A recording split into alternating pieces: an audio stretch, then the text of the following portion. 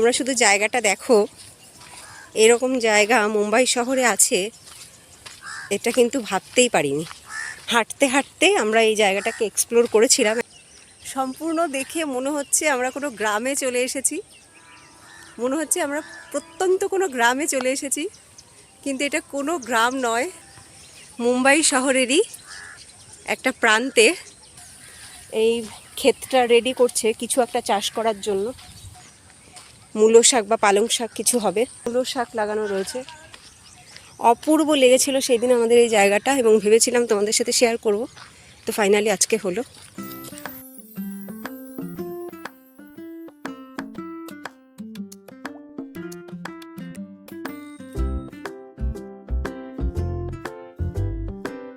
নমস্কার বন্ধুরা, কেমন আছো সবাই? আশা করছি তোমরা সবাই ভালো আছো, আমরাও ভালো আছি। রমা মুম্বাই ব্লগে তোমাদের সবাইকে স্বাগত। চলে এসেছি আর একটা নতুন ভিডিও নিয়ে। আজকে রবিবার, আজকে শিব চতুর্দশী বা শিবরাত্রি। তো খুব ভালো হয়েছে, আমার বর আজকে বাড়িতেই আছে। আমরা একসাথে আজকে শিবের মাথায় জল ঢালবো। আশা করছি আজকে পুরো দিন তোমাদের খুব ভালো কাটবে, তোমরাও খুব আনন্দের সাথে শিবরাত্রি পালন করবে। তো আজকে সকাল সকাল আমরা এখন বেরোচ্ছি একটু হাঁটতে। আর আজকে হাঁটতে যাওয়ার একটা আলাদা ধান্দা আছে। সেই ধান্দাটা কি বলতো, একটু আকন্দ ফুল যদি পাই কোথাও, কারণ এখানে দোকানে, ফুলের দোকানে আকন্দ ফুল বিক্রি হয় না, আকন্দ ফুলের মালাও বিক্রি হয় না। তো যে কারণে আজকে একটু দূরে হাঁটতে যাব, যদি কোথাও আকন্দ ফুলের গাছ চোখে পড়ে তো ফুল আনবো। তো চলো যাই হাঁটতে, তোমাদেরকে দেখাবো ওখানে গিয়ে পেলাম কি পেলাম না। অলরেডি অনেকটা চলে এসেছি হাঁটতে হাঁটতে। আমাদের বাড়ি থেকে কিন্তু বেশ অনেকটা দূরে আমরা চলে এসেছি। তো এইবার আমরা এমন একটা রাস্তায় ঢুকেছি যে রাস্তাটা আর কোনো রকম পিচ ঢালাই বা কংক্রিটের রাস্তা নয়, মাটির রাস্তা।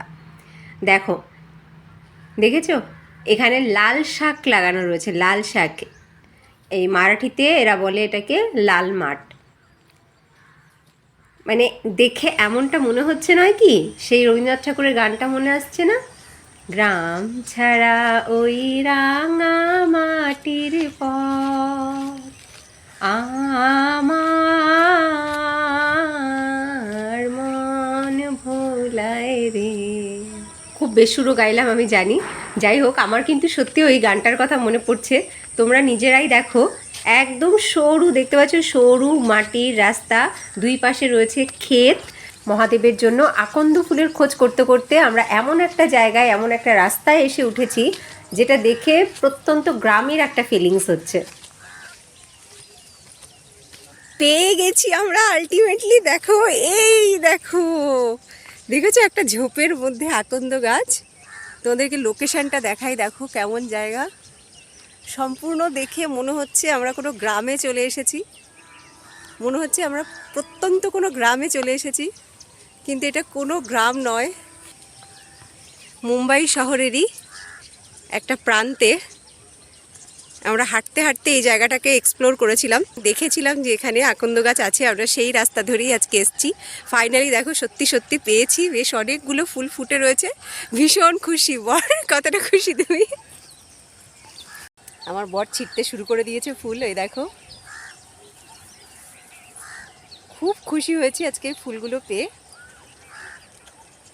অনেকটা পথ আমরা হেঁটে এসেছি এবং খুব আশা নিয়ে এসেছিলাম। নিয়েছো? ওই উপরেরটা নেবে না? থাক, ছেড়ে দাও, দেখি কতটুকু নিয়েছো দেখা, খুলে দেখো না প্লাস্টিকটা। যেটুকু ফুল পেয়েছি যথেষ্ট। এই দিয়ে আমার ঠাকুরের জন্য আমি ছোট্ট একটা মালা গাঁথতে পারবো।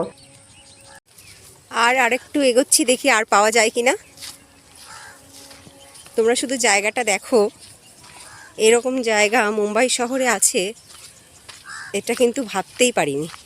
হাঁটতে হাঁটতে আমরা এই জায়গাটাকে এক্সপ্লোর করেছিলাম একদিন, তো সেই দিন তোমাদের সাথে শেয়ার করা হয়নি, কারণ সেই দিন আমরা নিজেরাই আশ্চর্য হয়ে গেছিলাম, আর কোনো ভিডিওই নেব কি, আমরা এতটাই আশ্চর্য হয়ে গেছিলাম। এই দেখো আরেকটা গাছ পাওয়া গেছে।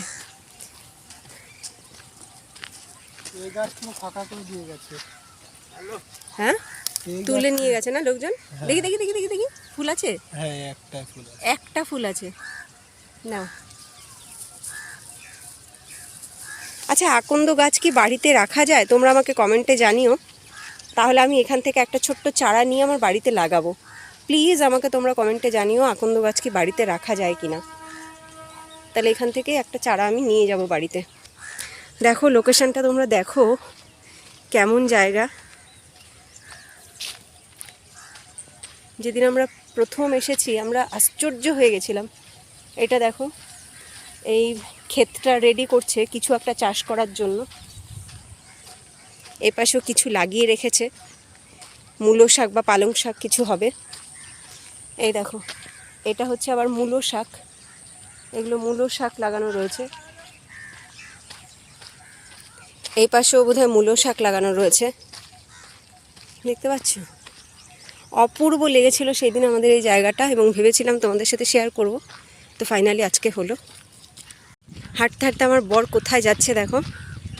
ভাবছি আরও যদি দুটো একটা গাছ পাওয়া যায়, কিন্তু ও বলছে এদিকে গাছ নেই। দাঁড়াও, ও তো ফিরে যেতে বলছে, আমি তোমাদেরকে একটু লোকেশনটা জাস্ট একটু দেখিয়ে দিই। ও বাড়ি ফিরতে চাইছে। দেখো, দেখতে পাচ্ছ রেল লাইন?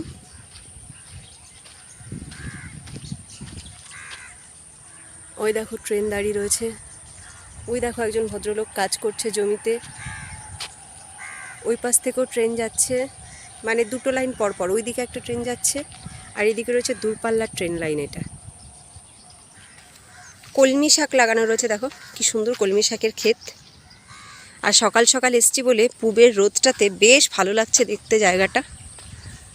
এইবার দেখো, দেখতে পাচ্ছ ট্রেন দাঁড়ানো রয়েছে। এটা দূরপাল্লার ট্রেন লাইন, দূরপাল্লার ট্রেন লাইন এটা। এই দেখো ট্রেনগুলো দাঁড়ানো রয়েছে, এগুলো খালি ট্রেন, যাত্রীবাহী না, এখন কোনো প্যাসেঞ্জার নেই ওতে। এই দেখো, আর এখান থেকে একটু সোজা গেলেই রয়েছে লোকাল ট্রেন লাইন।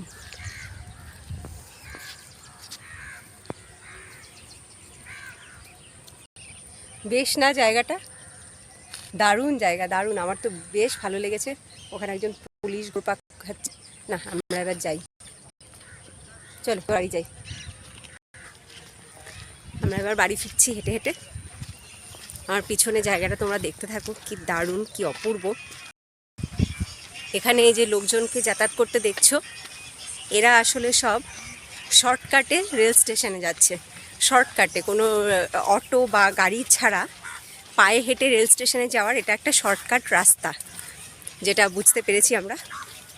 তো এখানে যারা যাতায়াত করছে তারা সবাই ট্রেন ধরবে বলে স্টেশনে যাচ্ছে। তো যাই হোক, তোমাদের এই জায়গাটা কেমন লেগেছে অবশ্যই কিন্তু কমেন্টে জানাবে। যে রাস্তা দিয়ে আমরা এসেছিলাম সেই রাস্তা দিয়ে আবার ব্যাক করছি। তো এই রাস্তা দিয়ে আসার সময় এখানে একটা শিব মন্দির পড়েছিল, তবে তখন ঢুকিনি শিব মন্দিরে। এখন তোমাদেরকে একটু শিব মন্দিরে দর্শন করাবো, আমরা নিজেরাও একটু ঠাকুর দর্শন করব। তো দেখো চলে এসেছি।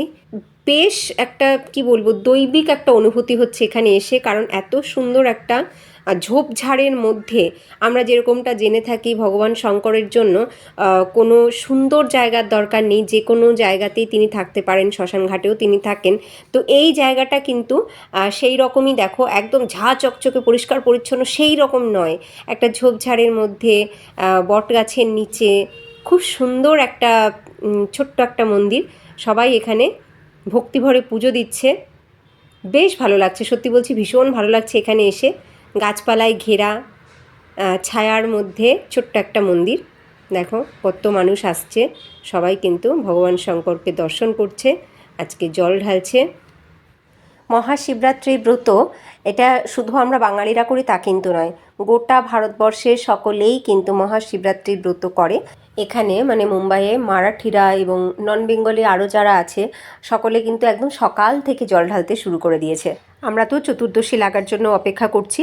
আমি যেমন চতুর্দশী লাগলে সন্ধ্যাবেলা প্রথম প্রহরে শিবের মাথায় জল ঢালবো। এই মন্দিরে শুধু শিব ঠাকুর নয়, রয়েছে ত্রিনাথ ভগবান, রয়েছে গণেশ ঠাকুরও। যাই হোক, বাইরে থেকেই বাবার দর্শন করে আমরা বেরিয়ে যাচ্ছি। এই দেখো এক ঝাঁক পায়রা এখানে খাচ্ছে, কেউ কিছু খাবার দিয়েছে। মুম্বাই শহরে পায়রার কোনো অভাব নেই। যাই হোক, চলো আমরা এবার বাড়ি যাই। আর এই ভিডিওটা এখানে এন্ড করছি। এর পরের ভিডিওতে শিবরাত্রির সমস্তটা তোমাদের সাথে শেয়ার করব। আমি কিভাবে ব্রত পালন করলাম, কি করলাম, সবটা দেখাবো। এই ভিডিওটা কেমন লাগলো অবশ্যই জানিও, ভালো লাগলে লাইক করো। দেখা হচ্ছে নেক্সট ভিডিওতে। টাটা।